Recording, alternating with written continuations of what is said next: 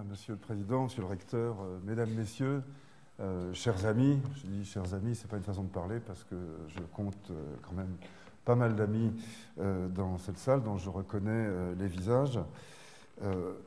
Je dois d'abord vous dire que je suis effectivement moi aussi très honoré non seulement de m'adresser à vous, mais de le faire dans ces circonstances puisque vous m'avez confié la tâche d'ouvrir ce cycle de conférences.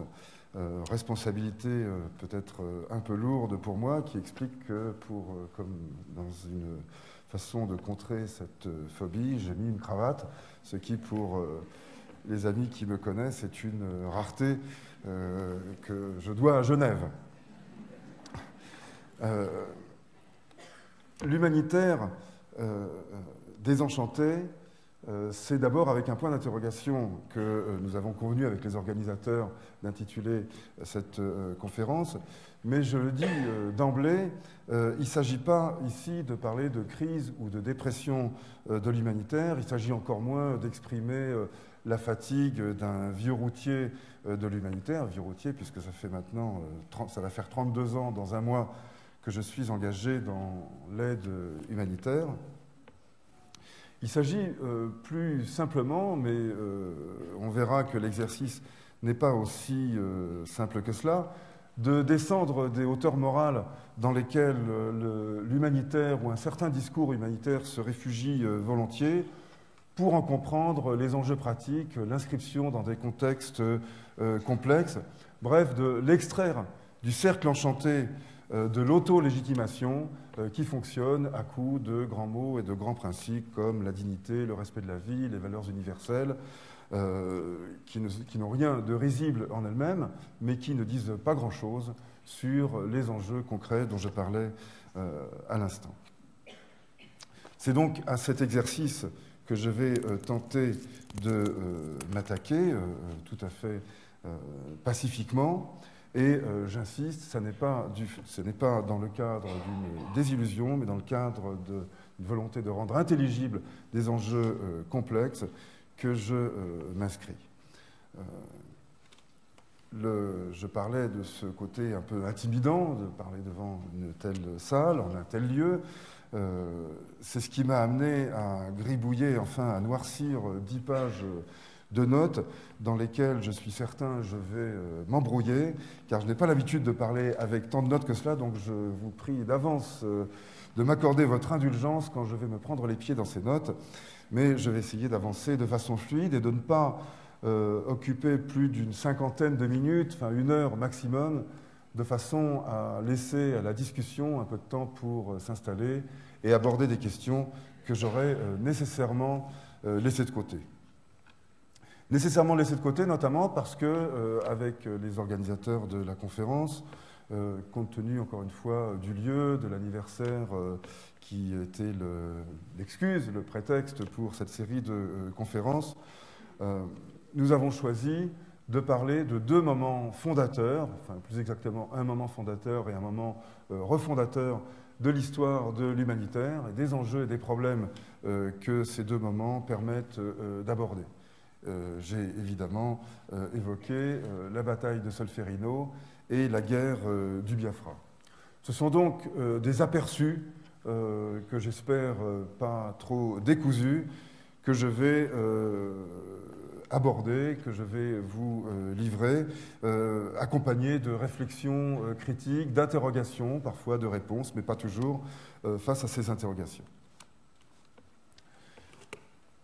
Cette année, chacun le sait, sans doute ici mieux qu'ailleurs, nous allons commémorer le 150e anniversaire de la bataille de Solferino. C'était évidemment une raison supplémentaire. Et je ne vais certainement pas retracer le parcours d'Henri Dunant et la geste héroïque de celui qui allait être le prix Nobel de la paix pour la fondation de la Croix-Rouge. Je pense que ces éléments sont suffisamment connus ici, et puis surtout que d'autres seraient mieux qualifiés que moi pour le faire. En revanche, je voudrais aborder quelques éléments du contexte dans lequel la création du comité de secours aux blessés, qui allait devenir le Comité international de la Croix-Rouge, et la Convention de Genève, donc respectivement datant de 1863 et 1864. Je voudrais resituer cet événement d'une importance considérable dans son contexte. Et si ça me paraît important, c'est parce qu'il me semble qu'il est hâtif de faire de la bataille de Solferino, un souvenir de Solferino, donc le fameux livre de Henri Dunant, et de la première Convention de Genève, un simple moment de rupture à partir duquel s'inaugure une ère marquée par l'humanisme, le secours, la compassion envers les blessés et les plus vulnérables. Les choses sont évidemment plus compliquées, donc plus intéressantes que cela, et c'est sous l'angle de la division entre civilisés et barbares, d'une division donc canonique du monde qui a connu plusieurs réactivations plusieurs réactualisations au cours du siècle et demi écoulé, que c'est donc dans cette foulée-là, selon cette ligne-là, que je vais organiser mon laïus dès maintenant. La première convention de Genève, ça a été rappelé, elle est donc internationale, elle donne lieu à la création d'un comité international, et s'il est vrai que dans le concert des nations, dans cette époque marquée par l'intensité de la fermentation nationaliste, l'adjectif international a quelque chose de scandaleux.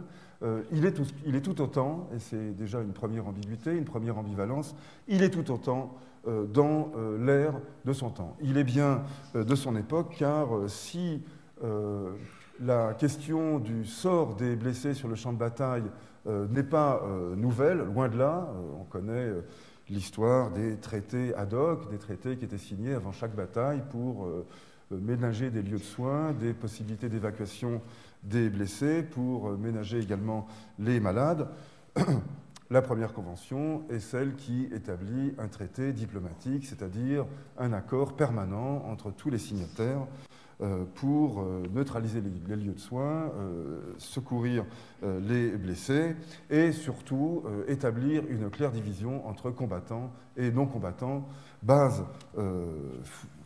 élément fondamental du droit international humanitaire sur lequel je reviendrai à la fin de cette première partie.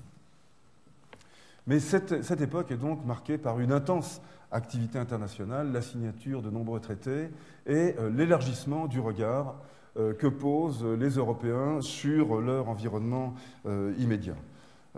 Non seulement on assiste à une multiplication de conférences qui ont déjà une dimension internationale, je pense à la première conférence internationale d'hygiène, qui prend en charge les questions de sécurité sanitaire à l'échelon, disons, mondialisé de cette époque, même si elle a été un échec, elle signe déjà une volonté, elle est partie prenante à un mouvement qui est celui dans lequel s'inscrit la Convention de Genève.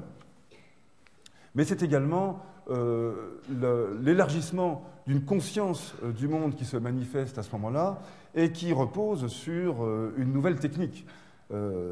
Cette nouvelle technique, c'est l'association des rotatifs, du télégraphe et de la machine à vapeur, donc du train, du bateau à vapeur, qui permet aux premières agences de presse, aux premières agences d'information d'apparaître. Et je pense qu'il n'est pas indifférent de considérer que la naissance de la notion d'actualité, c'est-à-dire d'une information renouvelée au jour le jour, la naissance donc de cette notion d'actualité est contemporaine de cette conscience élargie qui donne lieu à la création de la Croix-Rouge. Donc ce rétrécissement du monde, ou cet élargissement du regard, l'un et l'autre sont tout à fait équivalents, ce contexte d'une multiplication des échanges, y compris commerciaux d'ailleurs, mais d'une multiplication des traités à l'échelon des nations qui se veulent l'incarnation de la civilisation, voilà dans quoi prend place cette première manifestation, cette inauguration d'une nouvelle ère de l'action humanitaire. Et s'il y a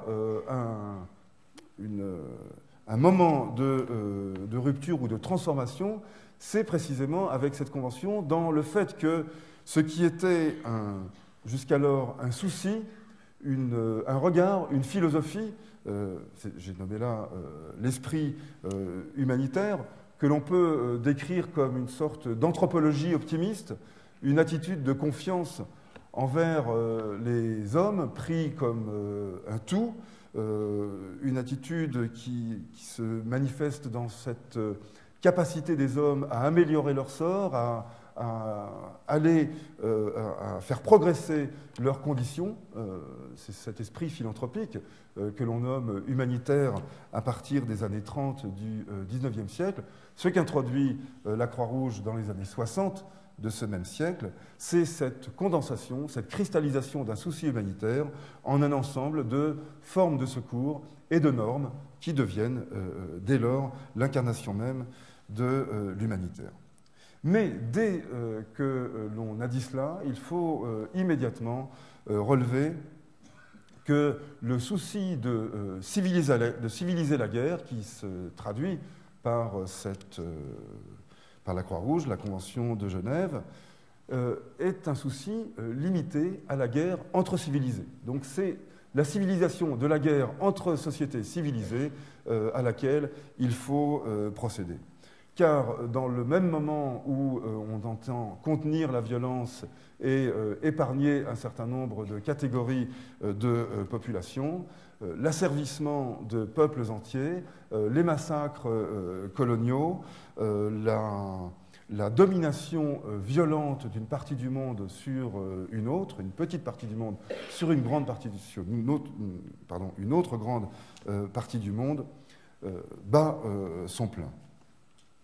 Et d'un point de vue français, il est intéressant de relever comment, enfin de s'interroger ou de constater comment la notion d'égalité, qui est inscrite au frontispice de nos établissements publics comme élément central entre la liberté et la fraternité, il est intéressant de voir comment la notion d'égalité est reprise, est en quelque sorte recyclée dans cette entreprise impériale d'asservissement de peuples entiers, donc dans sa négation même.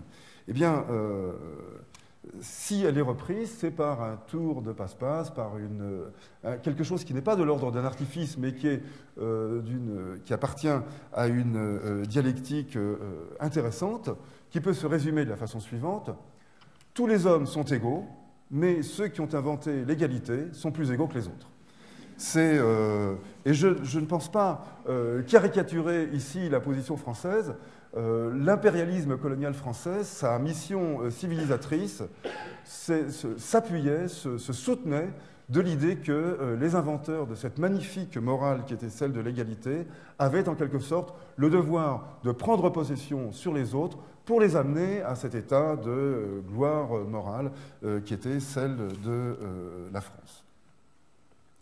Donc avant Orwell et la ferme des animaux, vous savez, dans cette fameuse constitution où il est écrit que tous les hommes sont égaux, surtout certains, eh bien on a l'Empire français et les miracles dialectiques, les acrobaties dialectiques auxquelles il se livre, qui a précédé.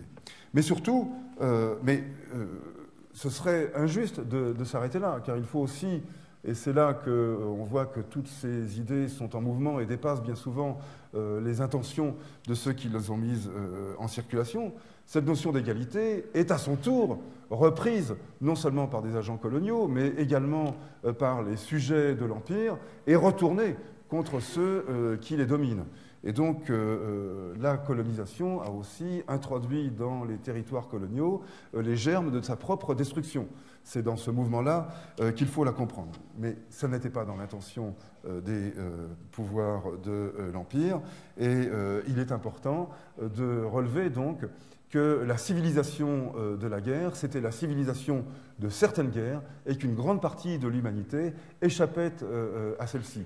Bien au contraire d'ailleurs, et c'est sous la plume des grands personnages initiaux de la Croix-Rouge, je pense en particulier à Gustave Moynier, bien au contraire, l'idée que le droit humanitaire et les grands principes humanitaires pouvaient s'adresser à des gens qui pratiquaient le cannibalisme, l'esclavagisme, la déportation, bref, qui vivaient encore à l'état sauvage en proie, d'une certaine manière, à leur pulsion animale, donc dans un état de sous-humanité, certes pas définitif, donc c'était un racisme-évolutionnisme, si l'on veut, mais l'idée que les normes humanitaires pouvaient s'appliquer à des gens qui n'étaient pas parvenus au plein accomplissement de leur humanité, cette idée-là était considérée comme baroque.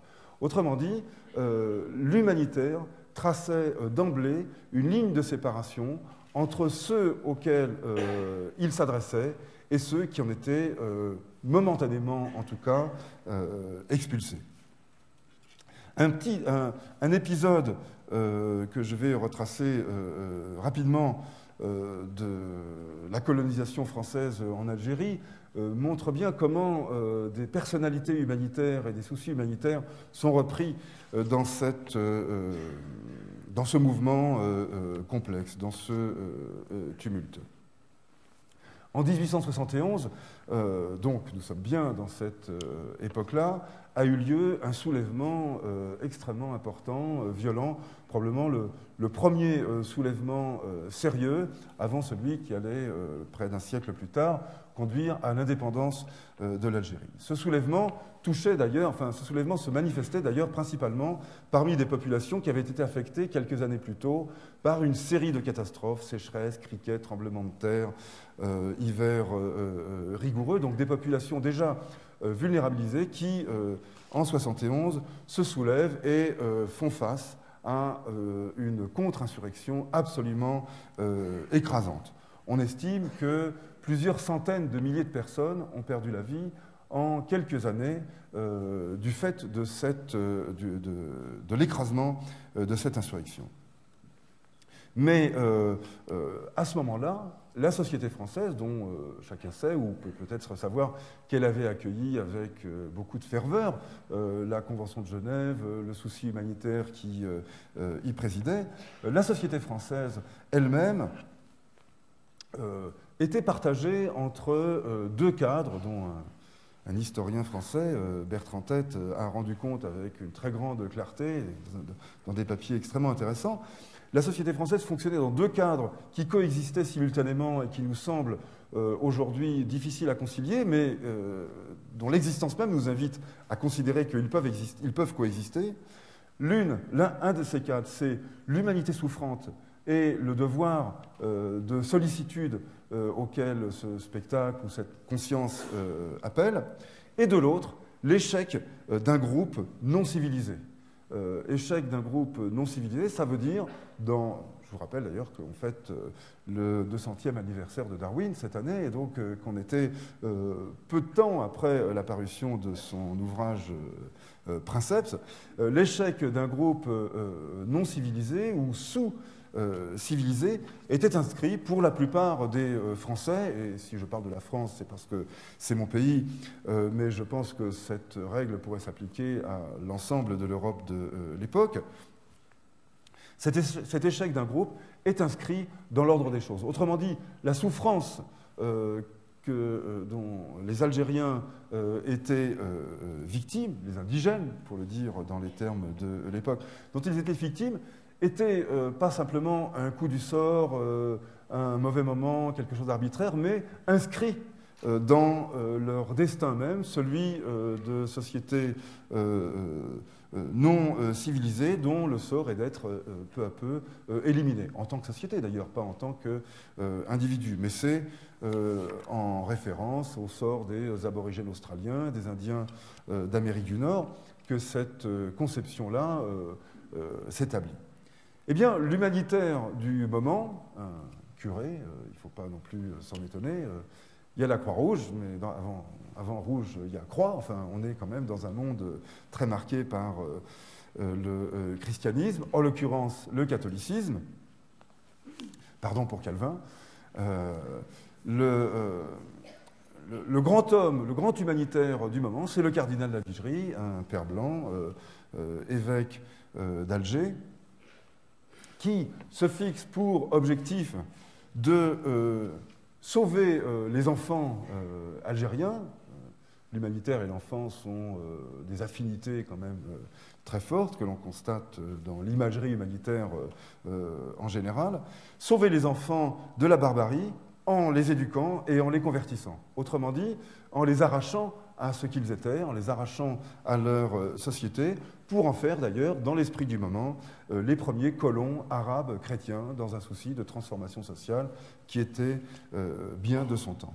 Donc, ôter les enfants à leur famille défaillante, à une société qui échoue à se perpétuer elle-même, en faire de bons chrétiens, c'est-à-dire des civilisés, voilà dans quel contexte et dans quel état d'esprit s'inscrivait une action humanitaire de l'époque qui a eu un très grand retentissement, car le cardinal Lavigerie était un très grand communicant de la taille des grands communicants humanitaires que nous connaissons aujourd'hui. Mais cet épisode permet de voir au-delà de cette configuration particulière que, par exemple, l'arche de Zoé n'est pas sortie tout armée de la cuisse d'un Zeus humanitaire, mais au contraire une histoire longue. Et j'y reviendrai d'ailleurs, enfin brièvement, mais j'y reviendrai un peu plus tard. Ce à quoi je veux en venir, et je vais terminer là-dessus cette première partie, sans d'ailleurs avoir du tout l'idée de prononcer un jugement, une sorte de sentence ex post, qui est toujours facile, car la position de juge, 150 ans après, n'a absolument aucun sens. Il ne s'agit pas donc de condamner, mais de comprendre comment se trace peu à peu, dans un environnement qui semble l'écarter, comment se trace peu à peu une ligne de débarcation, une ligne de partage entre civilisation et barbarie. Donc comment une certaine rhétorique humanitaire, au-delà de discours de compassion et d'une attitude de sollicitude qui est bien réelle et que je ne mets pas du tout en question, mais comment ce discours humanitaire est tout également et tout ensemble, tout uniment avec le premier, également un ressort de domination. Donc discours de compassion, anthropologie optimiste, ressort de domination. Voilà, me semble-t-il, comment on peut considérer, enfin voilà le regard que je pose, voilà les questions que je voulais partager avec vous, la réflexion critique que je voulais partager avec vous sur ce moment fondateur complexe qu'est la première convention de Genève et donc la conséquence immédiate de la bataille de Solferino. Une deuxième remarque me semble importante à faire sur la bataille de Solferino. Je vois que je traîne un peu, il va falloir que j'accélère. Une deuxième remarque tout de même me semble importante parce qu'elle est peut-être plus encore en prise sur les réalités du moment. Solferino étant le modèle auquel se réfèrent les premiers rédacteurs de la Convention de Genève, c'est en quelque sorte la matrice, le paradigme du conflit armé sur lequel s'appuie la distinction dont j'ai parlé tout à l'heure entre combattants et non-combattants. Mais Solferino, la bataille de Solferino, appartient à cette catégorie des conflits indécis et tempérés dont parle l'historien britannique Gibbons, qui sont la marque du XIXe siècle historique, celui qui prend place, disons, entre 1815 et 1870, donc le court XIXe siècle, c'est-à-dire ces conflits où des armées très visibles, pardon,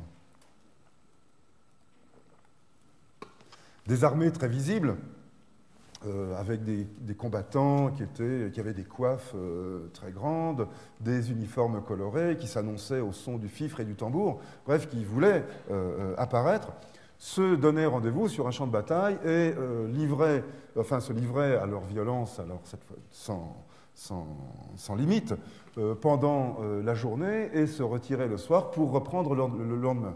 C'était en quelque sorte un duel collectif régi par les règles du duel, et évidemment qui évoque cette fameuse phrase, je ne sais pas si elle a été prononcée ou non, mais elle dit bien ce que sont les guerres du moment. Après vous, tirez les premiers, messieurs les Anglais. C'est Solferino, d'une certaine manière, qui vient clore cette parenthèse, alors même que cette bataille sert de référence à ce qui va ensuite se projeter dans l'avenir, à savoir le droit humanitaire. Car les guerres qui vont suivre ne sont pas ces conflits tempérés dont je parlais à l'instant, ces guerres duels dont Solferino est la dernière manifestation, mais bien au contraire, peu à peu, vont entrer dans un processus de totalisation au point que l'on va pouvoir parler, et c'est le cas pour la quasi-totalité des guerres du XXe siècle,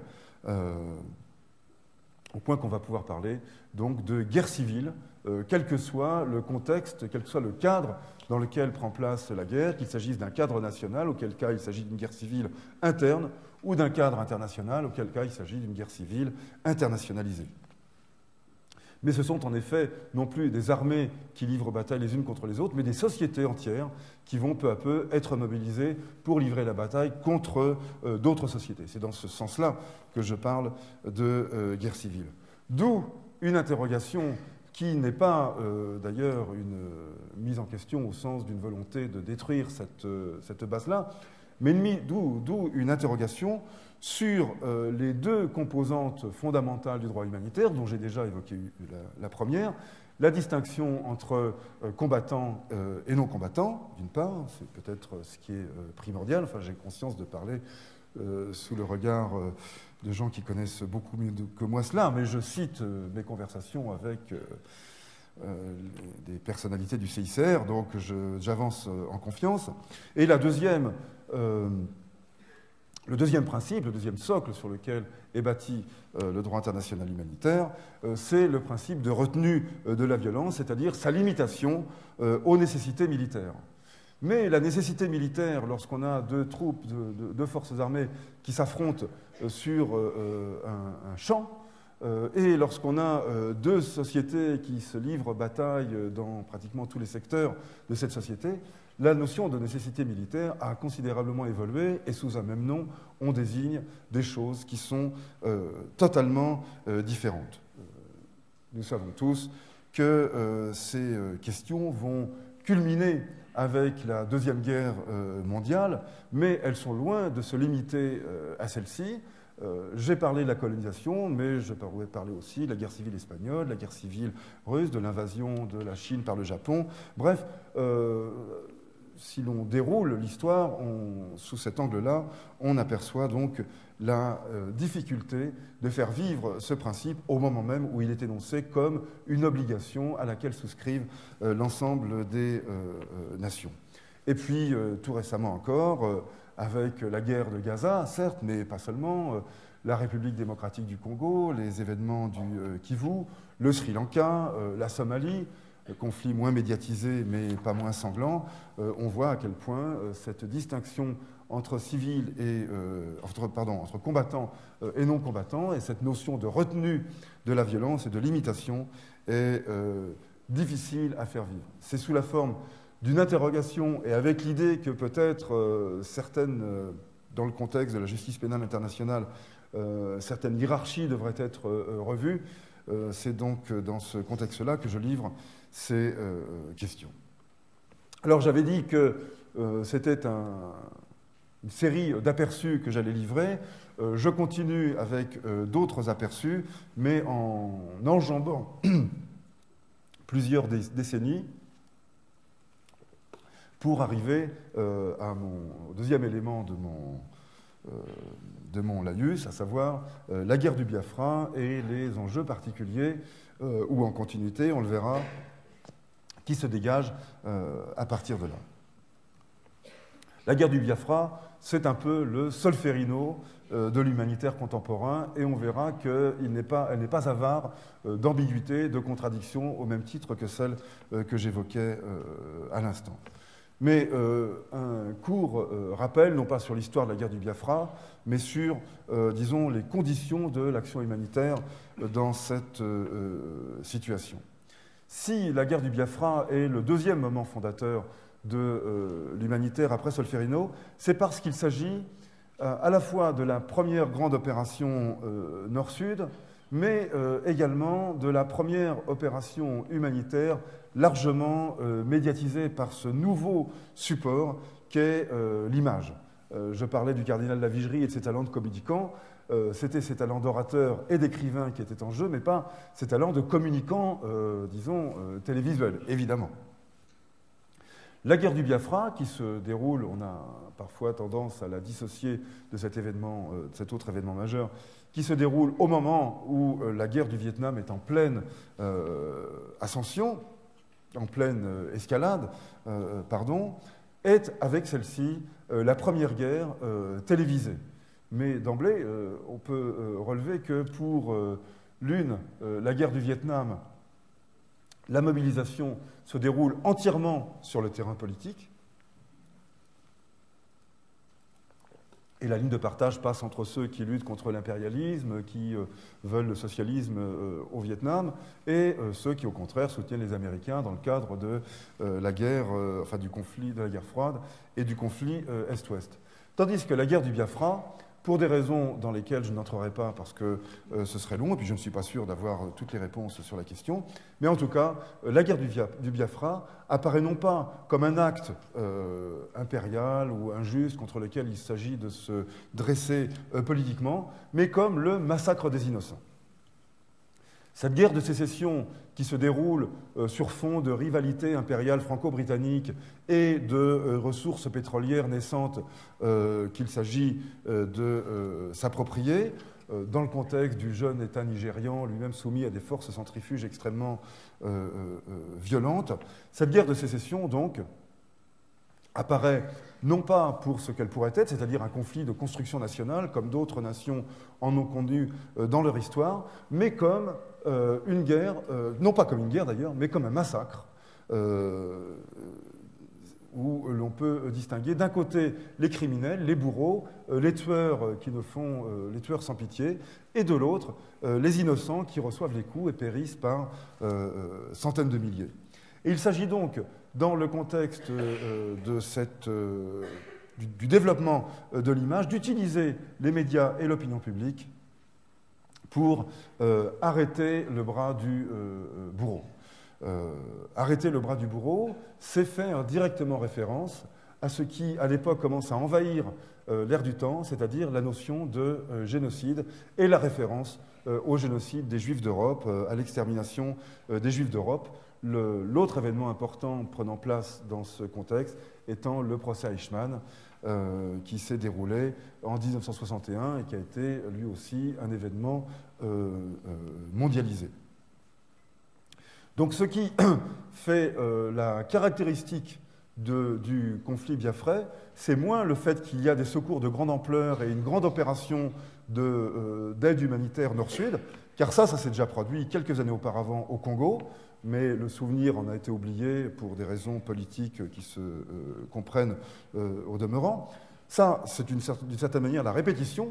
Au Biafra, on reprend ce modus operandi avec une grande opération de secours, mais ce qui lui donne son caractère, c'est la dénonciation médiatique et le partage, là aussi, entre tueurs et victimes, entre bourreaux et innocents massacrés. Ce qui en fait aussi un objet singulier qui nous parle aujourd'hui, c'est que les relais de cette communication sur le génocide dont auraient été victimes les Biafrais, ce sont des journalistes et des humanitaires. Et la communication humanitaire, qu'il faudrait appeler la propagande politique, disons, déguisée en message vertueux de défense des innocents, prend véritablement naissance à ce moment-là. En tout cas, on peut dire que c'est sa deuxième naissance, car évidemment, il n'y a jamais de moment totalement fondateur. Mais sa particularité, c'est de s'appuyer sur ce que l'on a coutume d'appeler la force des images. Mais faut-il le dire ici, ou en tout cas faut-il le rappeler, lorsqu'on regarde des images, ça n'est pas avec les yeux qu'on les regarde, mais c'est, si j'ose dire, avec les oreilles ou avec son cerveau. Car les images ne nous convainquent de rien. Les images ne nous disent rien. Ce qui nous dit quelque chose, c'est, si j'ose dire, la légende. La légende, c'est étymologiquement ce qui doit être lu. C'est-à-dire les mots qui apparaissent en dessous des photos ou dans les commentaires qui accompagnent les images télévisées. Et c'est donc le discours du génocide qui vient donner sens aux images affreuses d'enfants décharnés. C'est là qu'on découvre les malnutritions aiguës, terrifiantes, qu'on appelle marasmes, et qui ont tué probablement des dizaines, voire des centaines de milliers d'enfants et d'adultes également. Donc ces images-là, que nous disent-elles? Nous disent-elles qu'il y a un génocide? Non, il y a une famine. Mais qui est à l'origine de cette famine? Pourquoi? Nous n'en savons rien. Et par exemple, il faut se rappeler que, il faut savoir que les sécessionnistes biafrais, les plus radicaux, ceux qui précisément entretenaient l'idée qu'ils étaient victimes d'un génocide pour éviter toute obligation de négociation, car on ne négocie pas avec des gens qui veulent votre destruction. En tout cas, tel est le cliché qui prévaut en général. Les sécessionnistes biafrais entretenaient en effet un parc d'affamés, car en bons communicants qu'ils étaient, ils étaient évidemment soucieux de multiplier les images et de faciliter le travail des journalistes. Et donc, avec un cynisme qui n'a d'égal que le sens de l'efficacité, ils ont entretenu un parc d'affamés pour les livrer en pâture aux objectifs des journalistes. Donc les images que l'on voit sur nos écrans, les photos qui apparaissent dans nos journaux, sont certes signées, en quelque sorte la signature, l'authentification du génocide en cours, mais nul ne sait si ces images ne sont pas celles d'enfants qui ont été délibérément affamés pour susciter la pitié et l'engagement aux côtés des Biafrais, des sociétés occidentales et des pouvoirs donc, qui dominaient le monde à l'époque. Autrement dit, l'humanitaire moderne naît à la fois d'une grande opération humanitaire dont il faut saluer à la fois le courage et l'efficacité, car des dizaines de milliers de personnes ont été secourues, ont été sauvées.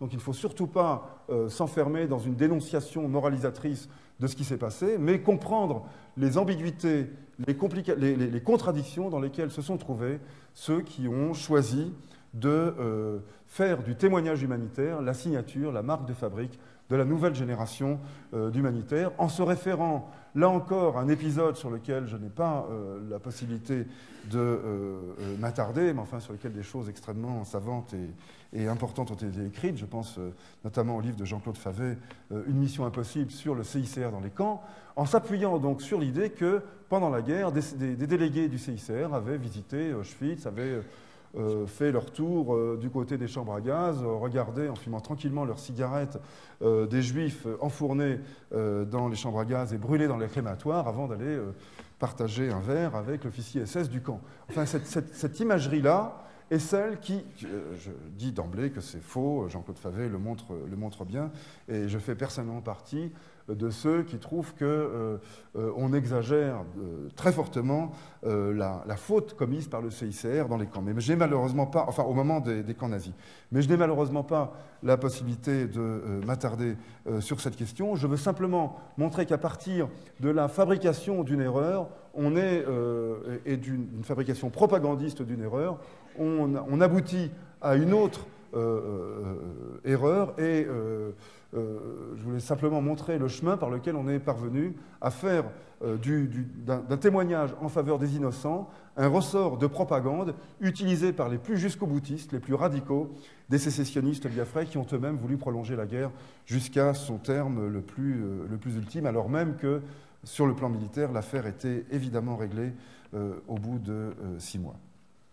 Mais je ne serais pas complet sur le Biafra si je ne mentionnais pas le fait que c'est également le moment où naît le projet de créer une organisation médicale humanitaire, Médecins sans frontières, et que le grand mérite de ceux qui ont eu cette idée-là a été, me semble-t-il, d'inventer la médecine humanitaire en tant que pratique organisée. Jusqu'alors, en effet, les secours humanitaires, les secours en général, étaient généralistes, et la médecine prenait une place qui était généralement congrue à l'intérieur d'un ensemble beaucoup plus vaste et ne trouvait donc pas les moyens de son expression, alors même que bien souvent, elle joue un rôle très important. Donc, il me semble qu'il est important de mettre au crédit de ceux qui sont intervenus dans le cadre de la Croix-Rouge au Biafra.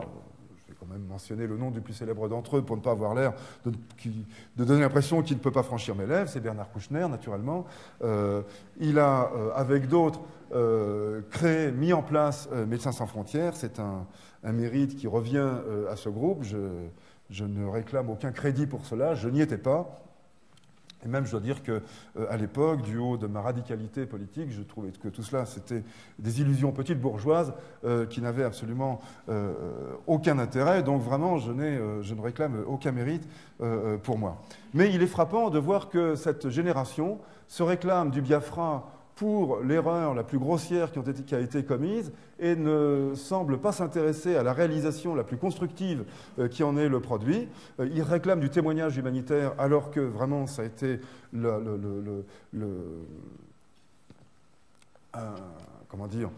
un engagement, une soumission aux thèmes propagandistes les plus grossiers. En revanche, il semble ignorer le principal produit de cette idée qui a été la création d'une organisation médicale humanitaire, ce qui illustre au passage cette phrase géniale de Marx selon laquelle les hommes font l'histoire, mais ils ne savent pas l'histoire qu'ils font. Ce qui me semble important à relever, c'est la récurrence du thème du génocide. Et je me suis amusé, mais je suis sûr d'avoir oublié des moments importants au passage, à faire une liste d'une bonne demi-douzaine de génocides qui auraient émaillé notre histoire depuis ce moment-là. Je pense aux Kurdes, aux Boat People. Oui, les Boat People. Plusieurs, disons, personnalités engagées dans la notion d'ingérence, de témoignage humanitaire, ont parlé d'Auschwitz liquide. Et d'ailleurs, c'est plus, c'est-à-dire le Auschwitz liquide dans lequel périssaient des centaines de milliers de Vietnamiens innocents.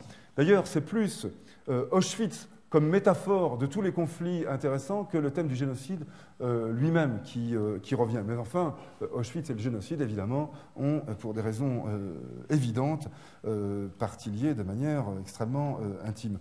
Donc les Kurdes, les Vietnamiens, et puis un peu plus tard les Bosniaques, les Kosovars, les Irakiens, à nouveau les Kurdes d'Irak, et puis en ce moment les Darfouriens. Mais si je devais faire la liste de toutes les situations décrites comme des génocides par une partie ou pour une autre, ça occuperait, je pense, le reste de cette conférence, donc je m'arrête là.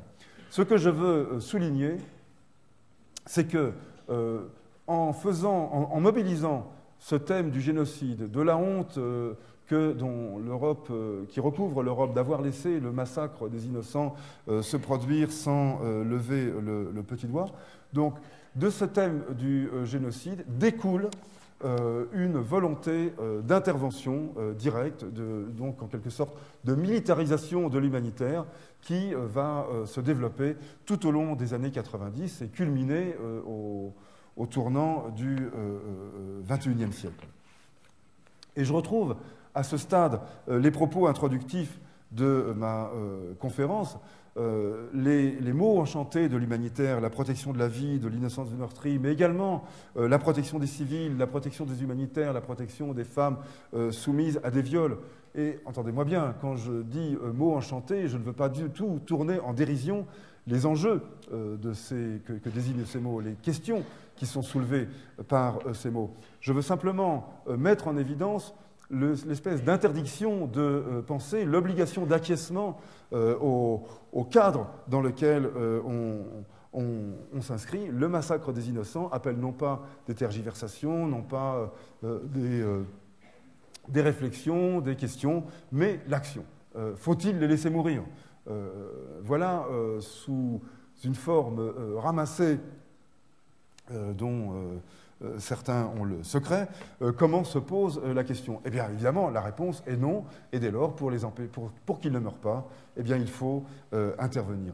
Et c'est dans ce contexte de surdramatisation, car n'oublions pas que la caractéristique du génocide par rapport à un massacre que, disons, entre guillemets, ordinaire, c'est de fabriquer non seulement des surcriminels, mais également des survictimes.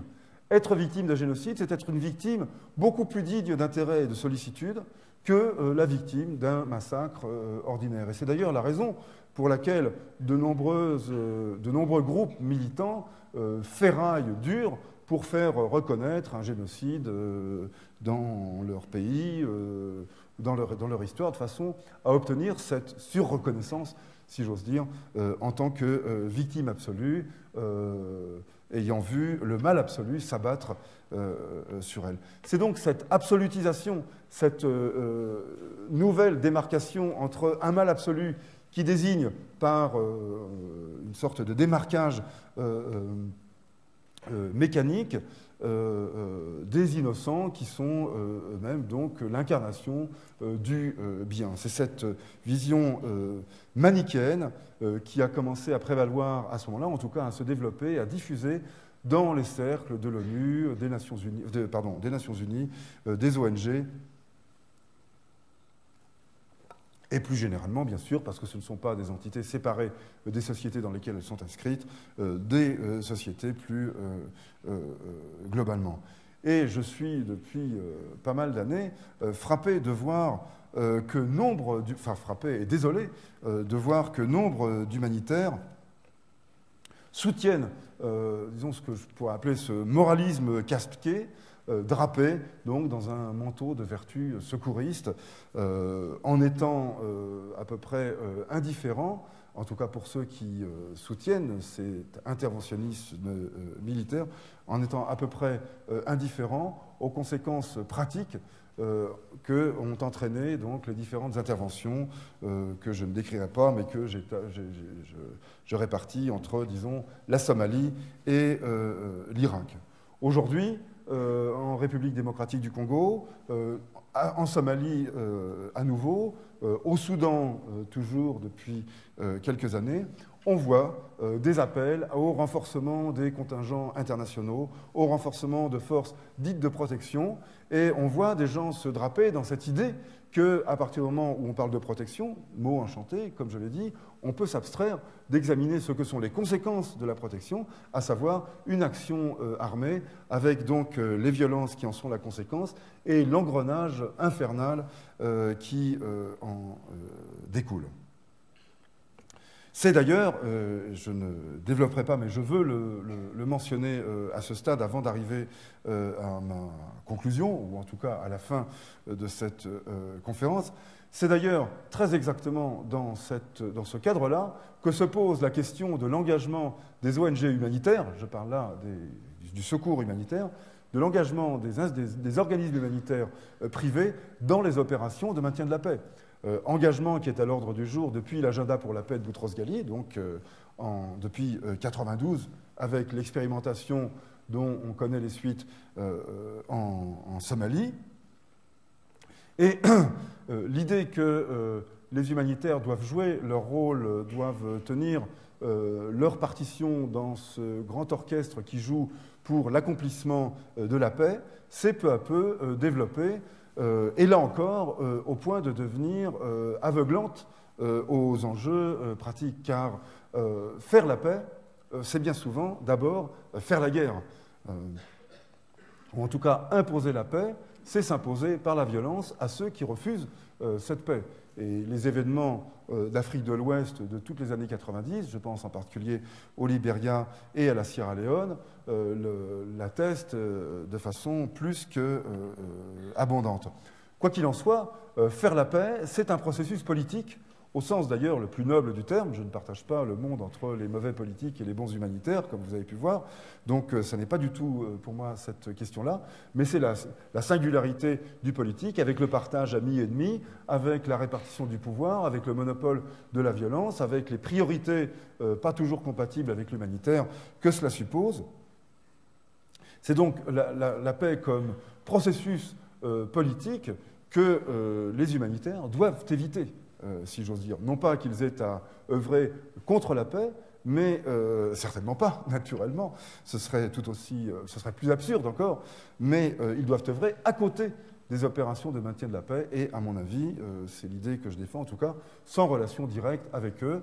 Pour un humanitaire, je le dirais crûment, un casque bleu, un milicien, un soldat d'une armée nationale, ce sont des parties prenantes à un conflit qui doivent être considérées à égalité de statut. Et aucun privilège ne doit être accordé à l'origine, à la couleur de l'uniforme ou au statut dans le contexte du conflit armé.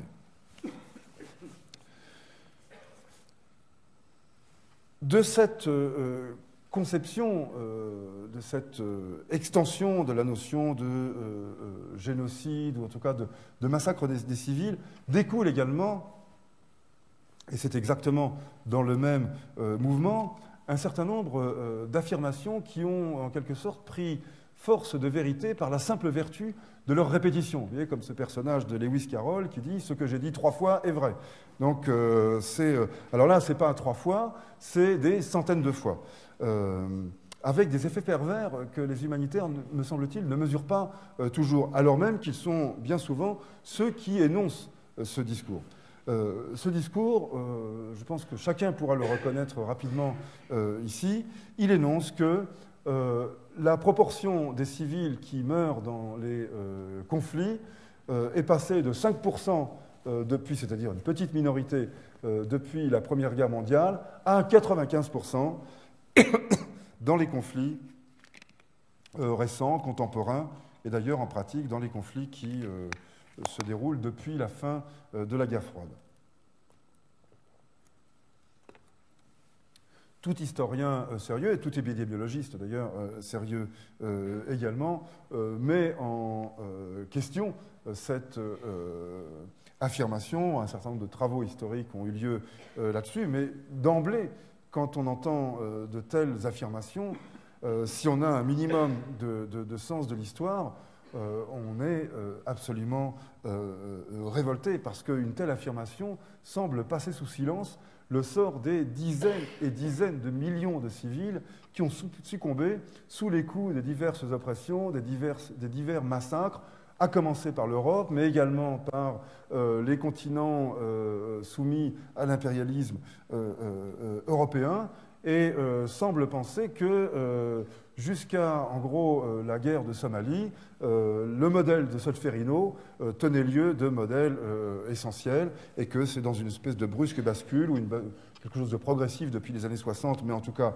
assez rapide, que se serait opérée cette transformation. Je ne sais pas si c'est une bonne nouvelle ou une mauvaise nouvelle, mais enfin, je pense que d'ailleurs c'est plutôt une bonne nouvelle, si on peut parler dans ces termes-là, dans ce genre de situation. C'est absolument faux. Je ne me hasarderai pas à opposer un chiffre à celui-là, mais dire que c'est la majorité des victimes des conflits sont des civils, enfin que 95% des victimes des conflits sont des civils, est une pure et simple affirmation péremptoire, mais qui ne repose sur aucune réalité mesurable. Le deuxième point qui est important à souligner, et je pense que du point de vue d'une réflexion sur le droit humanitaire, ça n'est quand même pas négligeable, c'est que en quelque sorte par antiphrase, annoncer cela, et ça c'est une conséquence aussi d'un certain esprit d'interprétation des conventions de Genève, par antiphrase, tous ceux qui sont sous l'uniforme sont bons pour être de la chair à canon. La Première Guerre mondiale a mobilisé 50 millions d'hommes. Au-delà, je ne parle pas des civils qui étaient mobilisés dans la guerre, je parle de ceux qui ont été mis sous l'uniforme. Est-ce qu'on peut raisonnablement considérer qu'il s'agit d'une armée qui peut être défaite et massacrée, enfin tuée comme ça? 50 millions d'hommes. Si on avait une interprétation stricte, dogmatique, on dirait ben, ceux-là, de toute façon, n'ont pas droit à la vie. Ils n'ont aucune réclamation à faire, ils peuvent être envoyés directement à la boucherie. C'est pour moi l'occasion de montrer qu'en permanence, lorsque on inclut ou lorsqu'on cherche à étendre de manière définie une protection, on désigne par là même, enfin, on trace à nouveau une ligne de partage entre ceux qui sont protégés et ceux qui ne le sont pas, tout combattant pouvant être, d'une certaine manière, ipso facto, au terme de cette description, transformé immédiatement en viande hachée. La troisième conséquence de cette... Enfin, disons, la troisième affirmation qui va avec celle-ci, c'est que les humanitaires sont pris pour cible et qu'il devient de plus en plus difficile et de plus en plus dangereux d'accomplir son métier d'humanitaire. Là encore, sans nier, parce que c'est une réalité cruelle et qu'il faut avoir également à l'esprit, sans nier les dangers que courent les humanitaires sur un certain nombre de terrains, il faut quand même nuancer cette affirmation. Il y a eu de très mauvais moments au cours de ces dernières années pour les humanitaires avec des pics de mortalité considérables.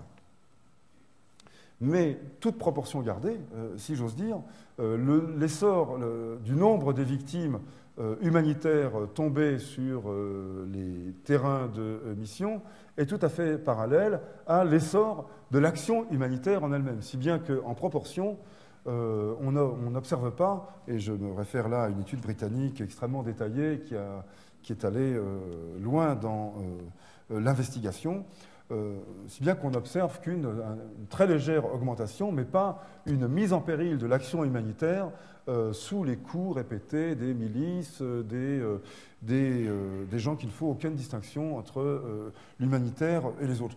Je suis même frappé de voir que dans un certain nombre de situations où se déchaîne la violence, et en dépit des critiques qui peuvent être à juste titre formulées contre des humanitaires, ils sont au contraire plutôt respectés. C'est plutôt donc une bonne nouvelle que j'annonce là. En revanche, là où le métier d'humanitaire, si j'ose dire, est devenu littéralement impossible, c'est dans les pays qui sont occupés par un contingent étranger en situation de combat. Je pense en particulier à l'Irak, l'Afghanistan et la Somalie. Là, il est extrêmement difficile, voire quasi impossible, de faire un travail indépendant, c'est-à-dire d'aller vers ceux qui en ont besoin, plutôt que d'aller vers ceux que désigne le pouvoir. Un travail indépendant, c'est la condition pour respecter le premier des principes humanitaires, et peut-être même d'ailleurs le seul qui peut être présenté comme un principe, c'est-à-dire l'impartialité. Là, me semble-t-il, c'est impossible. Et je pose la question, personnellement j'ai tendance à y répondre, positivement, mais je pose la question de savoir si les humanitaires ne devraient pas prendre la décision de ne pas intervenir dans les pays où sont en opération des contingents internationaux en situation de combat. J'insiste sur le fait que c'est quand ils sont en situation de combat. Ailleurs, la situation se pose différemment. Et si l'on regarde si on fait la somme des victimes de travailleurs humanitaires, d'ailleurs pour l'essentiel du personnel local, ce qui nous rappelle que à peu près 90% des contingents humanitaires sont composés de personnel local. Si l'on fait la somme des victimes dans ces circonstances-là, on s'apercevra qu'elle est pour l'essentiel contenue dans les trois pays que je viens de citer. Alors je voulais parler du Darfour, mais je m'aperçois que vraiment j'ai été bien trop long. Je m'interroge, est-ce que je donne 5 minutes encore ou... Oui. Bien, alors j'ai le feu vert de la faculté, donc j'y vais. Si je voulais consacrer quelques minutes au Darfour, c'est parce qu'il me semble vraiment, c'est une situation qui me semble emblématique des problèmes que j'ai posés à l'instant. Le Darfour, ça n'est pas une guerre de sécession, contrairement à la guerre du Biafra, mais ça peut aussi être ramené à cette catégorie, disons, que j'énonce très froidement. Je suis conscient du caractère sec de la formulation, mais ça permet quand même de rendre plus intelligible la situation. Ça fait partie de ces conflits de construction nationale, au même titre que la guerre du Sud-Soudan, dont la guerre du Darfour, d'ailleurs, a pris le relais, et la succession. Donc, une insurrection, au demeurant parfaitement justifiée d'un point de vue humain et politique, mais ça n'est pas vraiment la question, suivie d'une contre-insurrection extrêmement violente, démesurée, qui a provoqué pendant les 18 premiers mois de la guerre, environ 150 000 morts. Enfin, entre 100 et 150 000 morts, mais je ne veux pas entrer dans une querelle de chiffres qui est importante et intéressante, mais qui nous emmènerait trop loin. Ce conflit a été qualifié très vite de génocide, dans des circonstances où se mêlait une réflexion a posteriori sur la guerre et le génocide du Rwanda en 1994 et l'inaction de la communauté internationale face à ce génocide, alors pour le coup hors de toute discussion. Mais ce thème du génocide a pris un essor tout à fait considérable, en particulier aux États-Unis et en France. Je ne sais pas quel est l'état de la situation ici en Suisse, mais enfin, je pense que ça a été aussi quelque chose d'actif. Et cette qualification de génocide a pour effet, comme je le disais, de créer ces surcriminels et ces survictimes et de dépolitiser totalement cette situation, c'est-à-dire de nous priver, si on accepte cette catégorie de lecture, de nous priver de toute possibilité de compréhension de ce qui s'y passe au profit d'une réaction morale qui est, eh bien, il faut intervenir. Faut-il les laisser mourir, comme je le disais tout à l'heure? Non, il faut intervenir.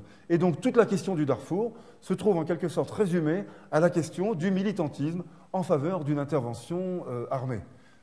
Vous avez aimé le Liban, vous adorez l'Irak, vous avez aimé l'Irak, vous adorerez plus encore, l'ouest du Soudan.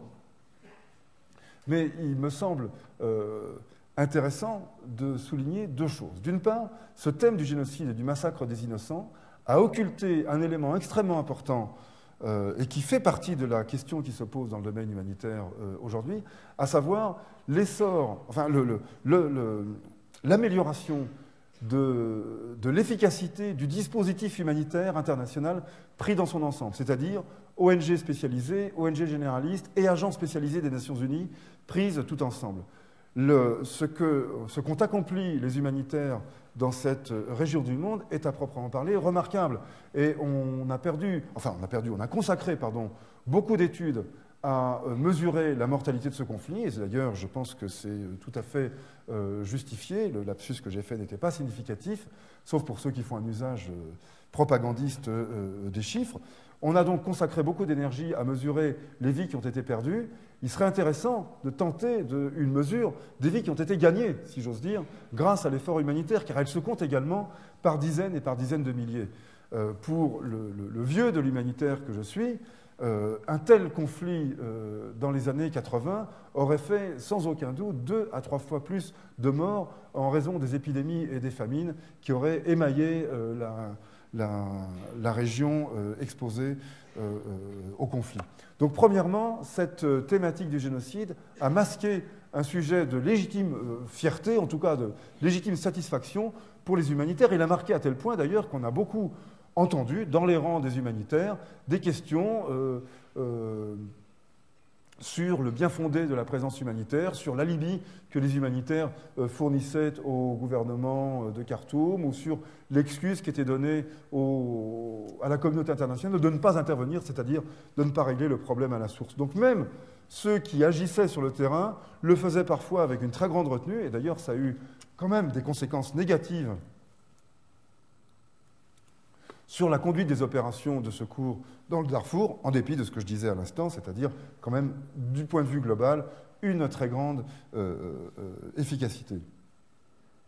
Cette qualification de génocide et l'accent mis sur un certain nombre d'incidents graves qui se sont produits dans les milieux humanitaires, c'est-à-dire d'attaques lancées contre les humanitaires, cela également, dans le contexte du génocide, a mis en question la possibilité même pour les humanitaires d'agir sans une protection militaire.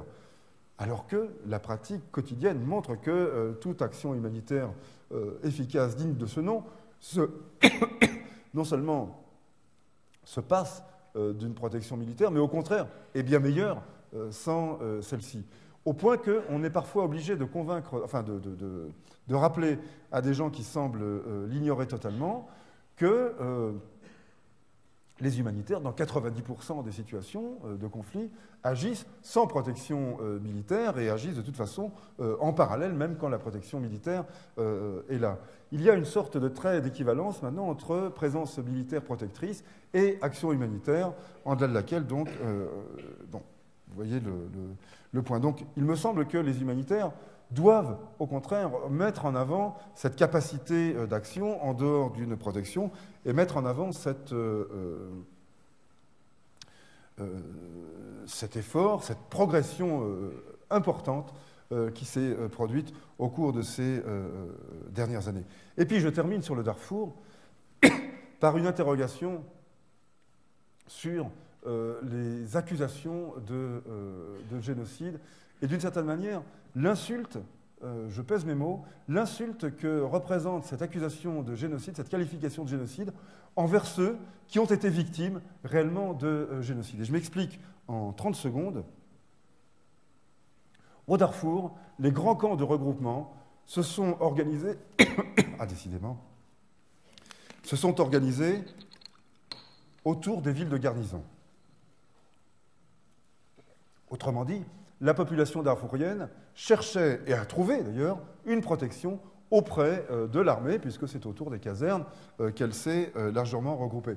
Je ne veux pas du tout dire par là que l'armée ne s'est pas rendue coupable d'exactions. Naturellement, non. Je ne suis pas non plus un négationniste, qu'il n'y ait pas de malentendu sur ce plan. Mais c'est un fait objectif que cette protection, les populations civiles l'ont majoritairement trouvée autour des villes de garnison. Imagine-t-on une seconde, parce que c'est la référence directe qui était faite, imagine-t-on une seconde que les Rwandais Tutsis, en 1994, pouvaient aller chercher protection auprès des militaires rwandais et se regrouper autour des casernes. Bien évidemment, ils savaient, et ils étaient bien placés pour cela, que c'était le lieu de leur mise à mort assurée. Donc on est dans une situation absolument opposée. L'armée soudanaise, est composée pour à peu près moitié de soldats originaires du Darfour. Imagine-t-on au Rwanda, de la même façon, une armée dominée par les Tutsis en train de se livrer au massacre des Tutsis. Et pour ne pas parler du génocide des Juifs, etc. Enfin, je me réfère vraiment à la situation de génocide sur laquelle s'adosse cette accusation de génocide au Darfour. Et puis enfin, à Khartoum, enfin, on pourrait développer beaucoup plus, mais je me cantonne à ce point-là. À Khartoum, donc dans la capitale du Soudan, vivent environ 1 million de Darfouriens, personnes qui sont originaires du Darfour. Jamais, y compris au pire moment du conflit, c'est-à-dire entre 2003 et fin 2004, jamais aucun d'entre eux n'a été inquiété en tant que Darfourien. Évidemment, s'il y avait un problème politique ou de droit commun, c'est autre chose. Mais aucune persécution, aucun harcèlement, aucune menace n'a jamais été proférée là-dessus. Imagine-t-on donc des Tutsis à Kigali ou à Gitarama dans les mêmes conditions. Imagine-t-on les Juifs à Berlin en 1943 déambuler tranquillement en allant faire leur marché. C'est tout simplement obscène. Et il me semble que cette élimination méthodique de toutes les situations qui viennent contrer cette affirmation propagandiste, bien, il me semble qu'elle a quelque chose d'odieux, je le disais, de scandaleux. Et c'est là-dessus que je voulais montrer qu'on peut facilement s'ériger en professeur de morale tout en piétinant des éléments essentiels de vérité, donc se rendre, à mon avis, coupable d'une infraction morale plus grave encore. Voilà, je termine maintenant là-dessus sur ce point pour, disons, insister sur le fait qu'un des enjeux primordiaux, me semble-t-il, pour l'action humanitaire d'aujourd'hui, c'est de se défaire d'un sentiment de toute puissance, d'éviter la tentation de se prononcer, de se présenter en tant que porte-parole des victimes, parce qu'aucune victime n'a un droit de vote en tant que victime, et en tout cas ne nous a mandatés pour être leur représentant. Mais je rappelle que c'est ce statut de porte-parole des victimes, cette sorte de, comment dire, cette position de voix, des sans-voix, comme certains le présentent, qui confère une légitimité absolue et qui pose dans cette situation de toute puissance que j'évoquais à l'instant un certain nombre d'humanitaires qui, de ce fait, perdent le contact avec la réalité.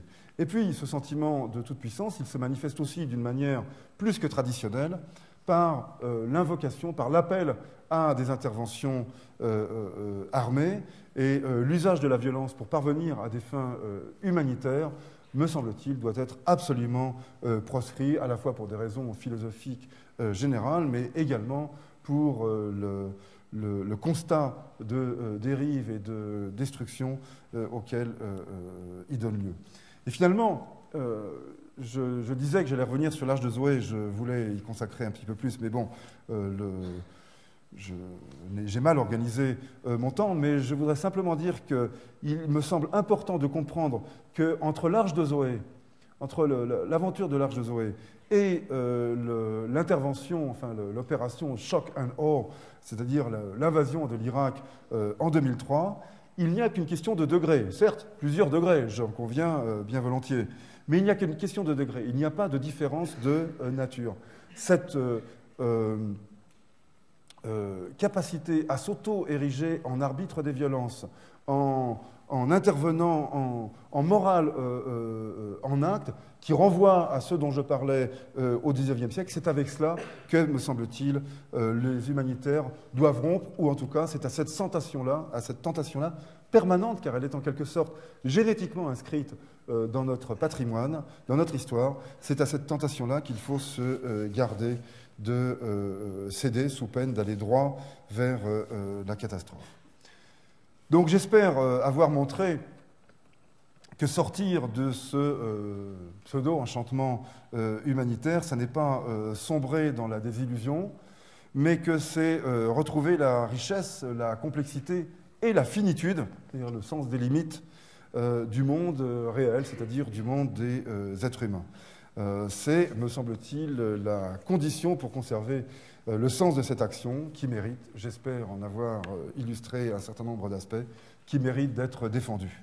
Voilà, j'en ai terminé. Je vous prie d'excuser la longueur de mon laïus et je suis prêt, bien entendu, à répondre à toutes vos questions et objections. Merci de votre attention.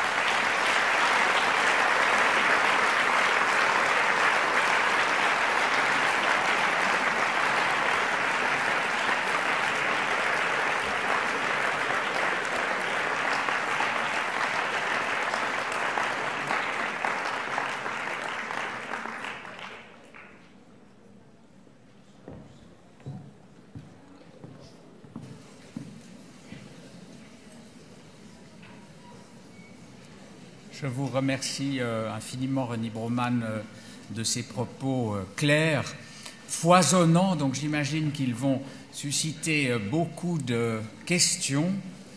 Donc on m'a chargé de faire le sémaphore, c'est-à-dire de désigner les mains qui se lèvent pour qu'on leur apporte un micro. Donc je vous demanderai de lever les mains très haut pour que je les vois bien.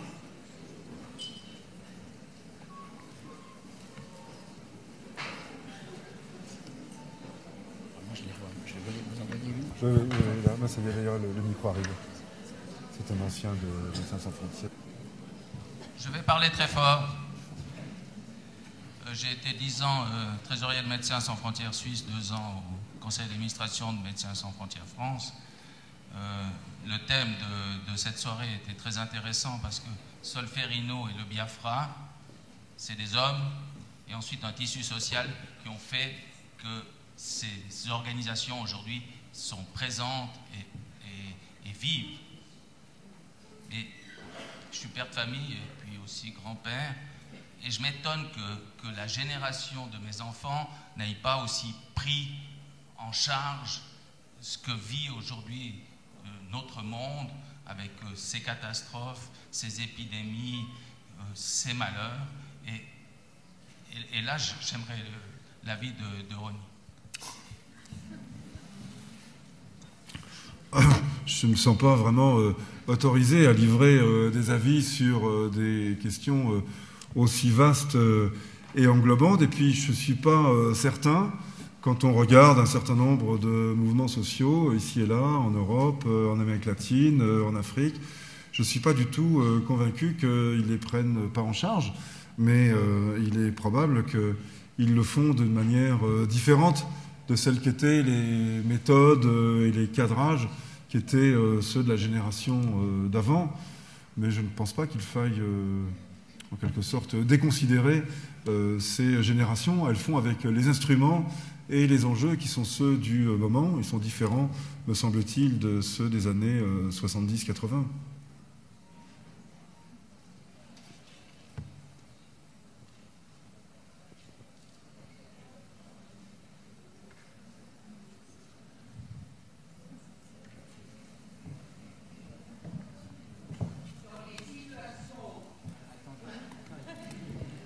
Dans des situations où les humanitaires n'auraient pas accès aux victimes, est-ce que vous estimez qu'il est préférable que les militaires sur place fassent une action humanitaire?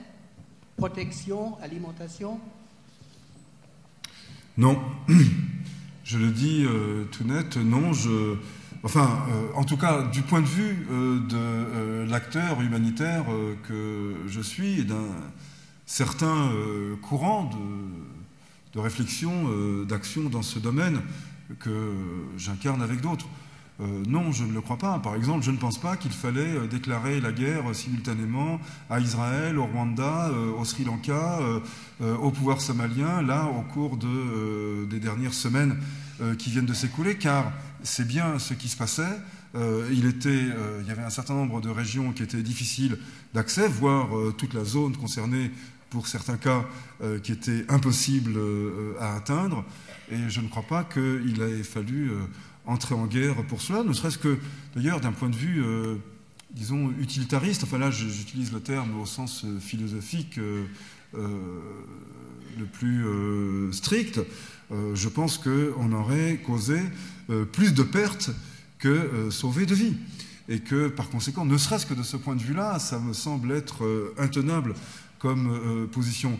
Mais plus généralement, je pense que le projet de mettre la planète à feu et à sang pour sauver ses habitants n'est pas un projet tenable. En tout cas, ce n'est pas celui dans lequel moi je me reconnais. Je crois que les seules guerres légitimes sont des guerres de défense et non pas des guerres d'attaque. Et d'ailleurs, je me range derrière l'un de mes maîtres, Raymond Aron, qui n'a pas manqué de rappeler et d'asséner chaque fois qu'il le pouvait que les guerres les plus violentes sont les guerres morales.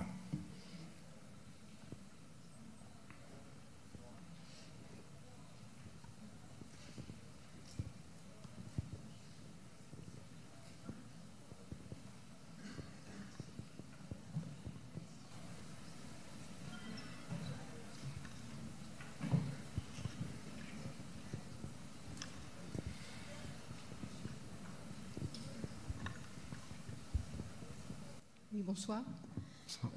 En fait, ma question, c'était par rapport... j'ai fait partie d'une petite ONG pendant 1000 années, qui est sur l'Ardèche, et en fait, qui utilisait des moyens militaires, entre autres des hélicoptères, pour faire des secours à Sumatra. Et en fait, moi j'ai un cousin qui fait partie d'ACF et qui a vu ces personnes-là. Moi, j'y étais pas à ce moment-là, je suis venue après.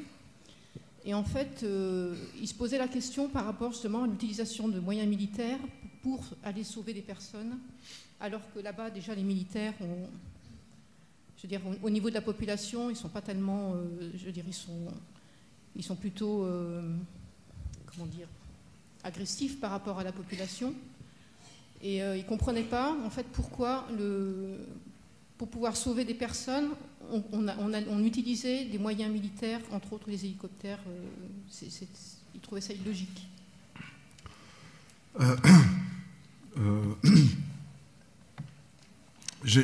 Pendant ma conférence, compte tenu de la nécessité de limiter le propos, évidemment, je m'en suis tenu aux situations de conflit armé. Donc la question des catastrophes naturelles a été délibérément laissée de côté. J'aurais pu faire un laïus entier sur cette question parce qu'elle est absolument passionnante et donne lieu à, je crois, beaucoup d'idées fausses. Parmi des idées fausses partagées par des segments différents de population, j'en isole deux en réponse à votre question. L'une, c'est que les moyens L'une, c'est qu'il y a une opération de sauvetage vital à mener après une catastrophe naturelle. Ça, c'est l'exception, et l'exception rarissime et pas la règle. Les catastrophes naturelles ne donnent pas lieu à des vagues de surmortalité en termes généraux. Naturellement, il peut arriver, et ça a pu être le cas à Sumatra, c'était après le tsunami, je suppose, il peut arriver que dans une situation d'archipel, comme c'est le cas pour l'Indonésie, des gens se trouvent complètement isolés et brutalement dépourvus de ressources, la vague ayant tout balayé. Ça peut arriver. Moi, personnellement, je n'en ai pas d'exemple, mais je ne veux pas, ne serait-ce que par principe, écarter cette hypothèse. Mais donc, je crois qu'il est, par souci d'utiliser les mots qui conviennent aux situations qu'ils veulent décrire, je crois qu'il est préférable de parler d'aide plutôt que de sauvetage. Ça resitue déjà dans un cadre un peu moins dramatique ou un peu moins dramatisant la situation.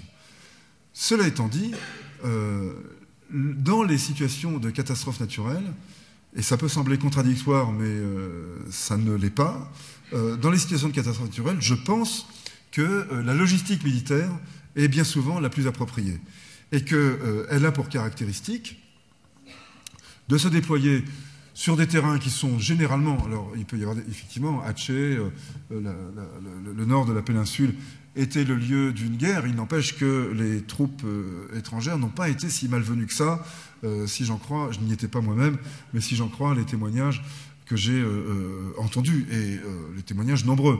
Donc la présence internationale, y compris militaire, était plutôt bienvenue, et c'était une présence qui n'avait aucun attribut combattant, une présence militaire certes, mais qui se présentait comme telle uniquement par l'uniforme, donc visible, mais pas par les gestes, c'est-à-dire qu'il n'avait pas d'armes et il n'entendait pas faire usage de la violence. Donc il s'agit là d'utiliser les militaires pour une capacité qu'il est tout de même important de leur reconnaître, à savoir la capacité de déploiement logistique, la mise en œuvre, par exemple, le cas échéant, d'une flottille de bateaux, de moyens routiers, voire de moyens héliportés, comme c'était le cas à Sumatra.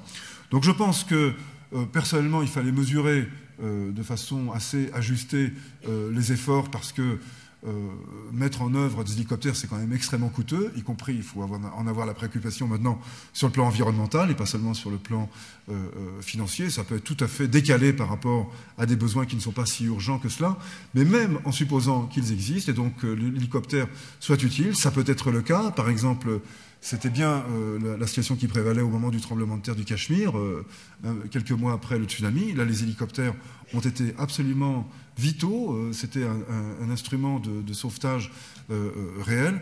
Moi, personnellement, j'en défends l'usage, y compris des hélicoptères kaki, pilotés par des militaires, car il me semble qu'aucun des problèmes que pose le déploiement de troupes armées dans des situations de conflit ne se retrouve là. Bien au contraire, on y voit essentiellement les inconvénients, les avantages, je veux dire. C'est qui est l'occasion pour moi de souligner que mon non-interventionnisme n'est pas du pacifisme et n'est pas de l'antimilitarisme. Votre question me permet de mettre les choses au point. Mais donc, moi, je ne vois aucun inconvénient, mais je sais, j'ai entendu de nombreux témoignages ou de nombreuses remarques perplexes, disons, de la part de volontaires humanitaires pour qui comment dire, la séparation entre militaires et civils dans le domaine des secours doit être absolument étanche. Je pense que la complexité et la variété des situations imposent d'ajuster le raisonnement sur l'utilité des secours mis en œuvre par les militaires à cette complexité-là. Les catastrophes naturelles ne seront bien gérées sur le plan des secours d'urgence que s'il y a des dispositifs militaires qui sont mis en place. Militaire pacifique, militaire non armé, évidemment. Vous avez fait référence au terme humanitaire dans un sens que je pense que tous les gens de plus de 50 ans dans cette salle reconnaîtront. C'est une référence très puriste au terme humanitaire.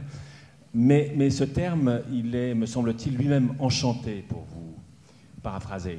Et il me semble que c'est un terme qui maintenant recouvre mais toutes sortes de réalités extrêmement différentes, comme si il ne restait plus que ce terme pour qualifier des actions nobles, généreuses, et que tout autre terme était proscrit ou n'existait pas. Alors, Ma question, c'est ai-je tort? Et sinon, quel sens donnez-vous au fait que ce terme soit maintenant utilisé de manière tellement envahissante et tellement généralisée? Enfin, je ne sais pas si vous avez tort, mais moi je vous donne entièrement raison. C'est une réflexion que je me fais également. Donc de mon point de vue, vous avez tout à fait raison. Et c'est une remarque que j'aurais pu m'approprier totalement et faire au cours de mon exposé. Dans les années 70, je pense qu'on peut chercher, ce serait facile à faire avec les moyens électroniques.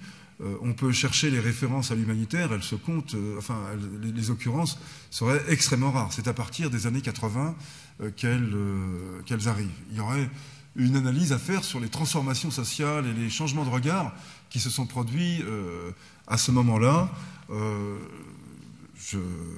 C'est une analyse que j'ai parfois tenté de faire. Je pense que l'envahissement de l'espace public par l'image et le reflux simultané des espérances politiques qui précèdent de quelques années la chute du camp qui, à un moment donné, incarnait la justice et le progrès. Il me semble que tout cela permet de rendre compte, que cela permet de rendre au moins partiellement compte de ce nouvel usage, comme si, d'une certaine manière, le reflux idéologique, cette période de basse eau qui s'inaugure dans les années 80, avait été comblée, remplie par cette nouvelle utopie que pourrait être l'humanitaire. Mais vous avez compris que, personnellement, je ne suis pas très sensible à cette vision utopiste de l'humanitaire, mais plutôt que je défends une vision restrictive. C'est le sens primordial de mes critiques, de cette réflexion que j'essayais de partager avec vous. Mais je voudrais, pour vous répondre, prendre la question aussi sous un autre angle. J'étais frappé, si j'ose dire, vu les circonstances. Il y a plusieurs exemples comme ça, mais bon, le premier qui me vient à l'esprit, c'est ce qui s'est passé à l'été 2006 au Liban. L'attaque israélienne, donc, et les destructions énormes qui en sont la conséquence, a évidemment, donc, dans le champ de ruines, avec toutes les victimes que les Israéliens ont laissées derrière eux, c'était un terrain ouvert à l'action humanitaire. Et d'ailleurs, il y en a eu. J'ai été frappé par le fait qu'il y a un certain nombre d'acteurs qui étaient extrêmement engagés, extrêmement actifs, comme des acteurs, qui, par exemple, arrivaient dans des villages avec, sous la forme de petites équipes, disposant d'argent liquide, qu'ils distribuaient à la population, de techniciens ou d'ingénieurs en bâtiment qui prodiguaient des conseils pour la reconstruction, indiquaient si telle maison devait être totalement abattue parce qu'elle était impossible à reconstruire, ou si au contraire elle pouvait être retapée, etc. On pourrait dire, une équipe d'action contre la faim, disons, faisant cela à Sumatra, pour reprendre l'exemple dans la question précédente, aurait immédiatement été qualifiée d'humanitaire. Là, il se trouve que c'était le Hezbollah qui menait ces actions. Évidemment, j'ai ménagé mon effet, j'ai joué sur un petit suspense. C'était donc des barbus. D'ailleurs, ils n'étaient pas forcément tous barbus, parce qu'il y avait aussi des gens qui étaient simplement leurs employés, qui n'étaient pas forcément des islamistes. Mais reste que c'était eux qui menaient cette action, et, me semble-t-il, avec une efficacité tout à fait remarquable, parce que c'est bien de cela que les gens avaient besoin, de conseils techniques et d'argent liquide. Le reste, ils pouvaient tout à fait s'en occuper eux-mêmes. Donc non seulement c'était efficace, mais en plus, ça avait la qualité de ne pas être une action paternaliste, prenant en charge des gens, visant à reconstruire leur dignité, leur vie, je ne sais quoi encore, comme on entend à profusion. Là encore, le cercle enchanté, la légitimité humanitaire. Non, là, c'était pratique, concret, immédiat, répondant à des besoins. Eh bien, à aucun moment, Mais à aucun moment, ça, je me sentais très impliqué dans cette histoire, donc je l'ai suivi de près, le qualificatif d'humanitaire n'a été employé pour décrire leur action. Et même quand j'ai eu l'occasion, publiquement, dans des interventions médiatiques, de poser la question, je ne veux pas spécialement y répondre, je veux juste, par la question, montrer le problème que vous avez soulevé dans votre question à l'instant. Bien, ça n'entraînait que des attitudes et des silences gênés. Ah oui, tiens, oui, c'est vrai, c'est pas si simple que ça. Voilà. Donc, oui, bien sûr, pour l'essentiel, les usages du mot humanitaire sont instrumentaux. D'ailleurs, même dans le vocabulaire le plus courant, et même sans y penser d'une manière, disons, biaisée ou avec des arrière-pensées à l'idée, quand on parle de situation humanitaire, de crise humanitaire, il me semble qu'on commet une espèce de crime, non sanglant évidemment, mais contre la pensée, tout simplement. Qu'est-ce que c'est qu'une situation humanitaire? Quelle est votre situation humanitaire, par exemple? Quelle est la situation humanitaire de cet amphi, ou de cette ville, ou de ce pays, ou de ce continent? Ça n'a absolument aucun sens. Et j'insiste, quand même, mais ça nous désigne quelque chose, c'est qu'il y a des sociétés pour lesquelles on parle de situation humanitaire, et d'autres pour lesquelles on parle de situation sociale, économique et politique. Et donc, il y a une façon de diviser le monde entre ceux qui peuvent vraiment parler d'humanitaire ou le faire, et ceux à qui ce droit est en quelque sorte dénié, littéralement siphonné, quoi, impossible.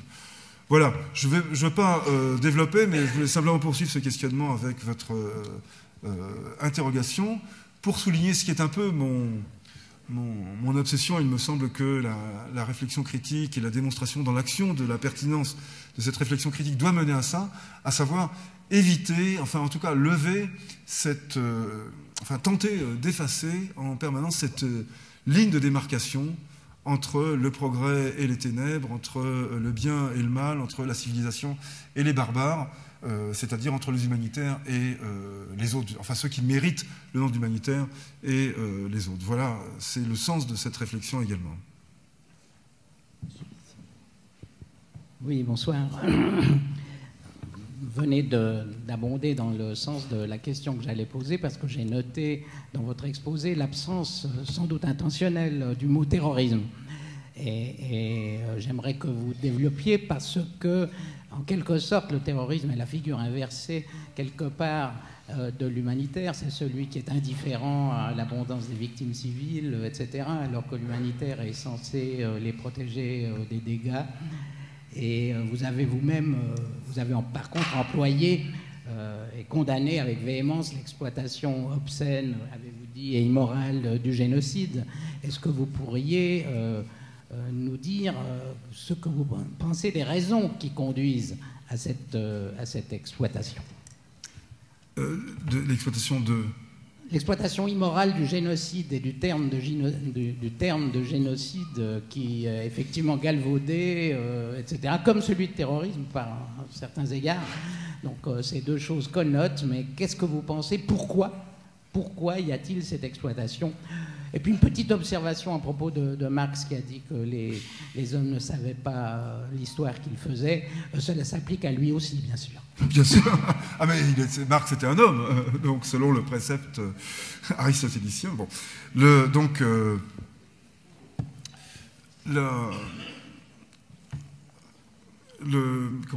l'analyse des raisons des enjeux qui sous-tendent cette campagne de dénonciation du génocide, donc Save Darfour aux États-Unis et Urgence Darfour en France, et puis des correspondants de Save Darfour dans différents pays européens, elle est vraiment très large. Je pense que, d'une part, elle nous mène à d'abord un problème de fond. Enfin, je vais essayer de faire bref, donc je vais forcément être un peu caricatural. D'une part, un problème réel posé d'une manière, disons, morale, avec les limites, mais aussi la force que peut avoir un questionnement moral, à savoir, 10 ans après le génocide des Tutsis au Rwanda, une interrogation critique sur l'indifférence dont s'est rendue coupable la communauté internationale et la facilité avec laquelle les génocidaires du Rwanda ont commis leurs crimes. Donc, une raison d'ensemble. C'est vraiment, d'ailleurs, on le voit, enfin, les premières interrogations, les premières critiques, les premières accusations, pardon, adressées au gouvernement soudanais apparaissent en avril 1994 et en référence directe à ce qui s'est passé en avril 2004, en référence directe à ce qui s'est passé en avril 1994. La deuxième raison, je vais vraiment en courant, la deuxième raison, c'est que cette accusation pouvait prendre place comme si, disons, c'était déjà pensé comme tel, ce que je ne crois pas, mais ça s'emboîte admirablement.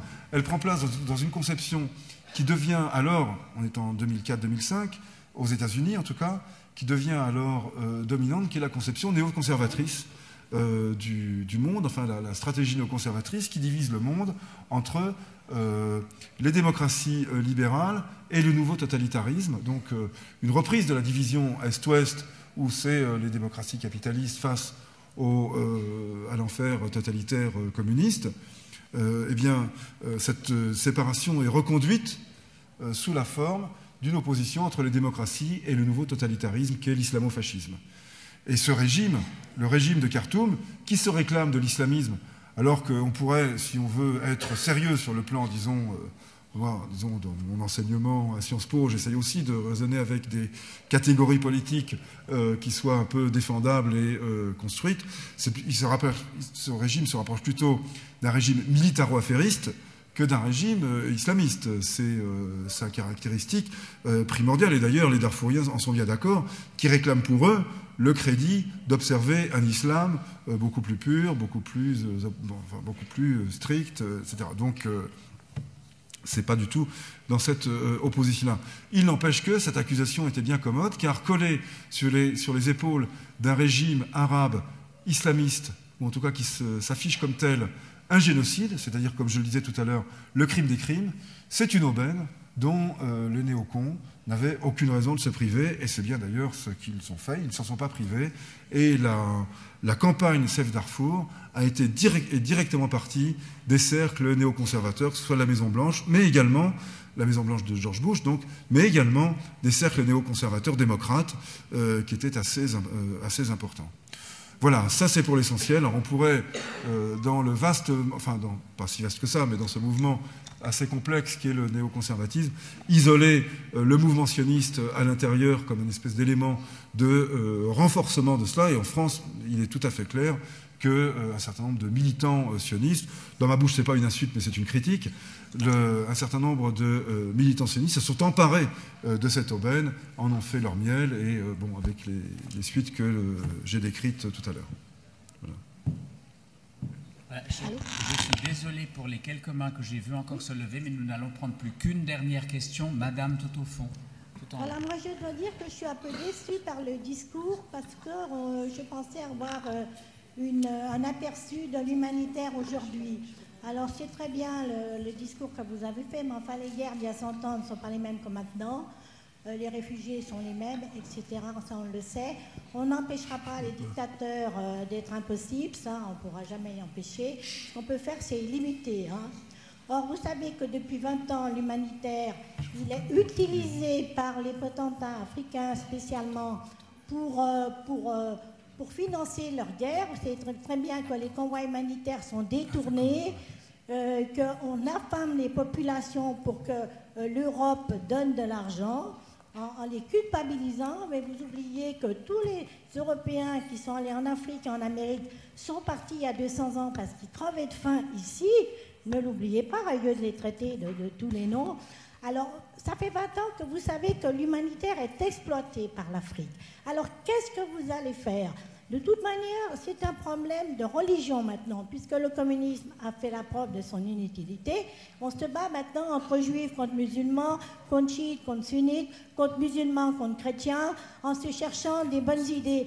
Alors l'ONU ne fait rien contre ces gens-là. Alors quand est-ce que vous allez... On a compris le sens de votre question. Je propose de laisser M. Oui, alors la question, c'est quand est-ce que vous allez agir pour empêcher que les Africains n'aient pas le droit de vivre dans leur pays. Chaque Africain a le droit de vivre et de grandir dans son pays. Et non pas d'arriver en boat people, monsieur, et que les Africaines de 20 ans sont vendues à des vieux Européens de 50, 60, 70 et 80 ans. Alors, les grandes idées, d'accord, mais qu'est-ce que vous faites au niveau de l'ONU? Qu'est-ce que vous faites au niveau des gouvernements pour arrêter ce massacre? Vous ne faites rien.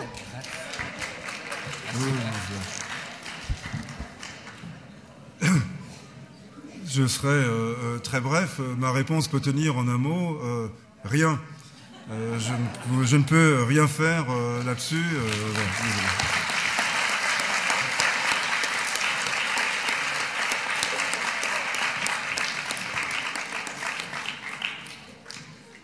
Voilà. Merci beaucoup de votre attention.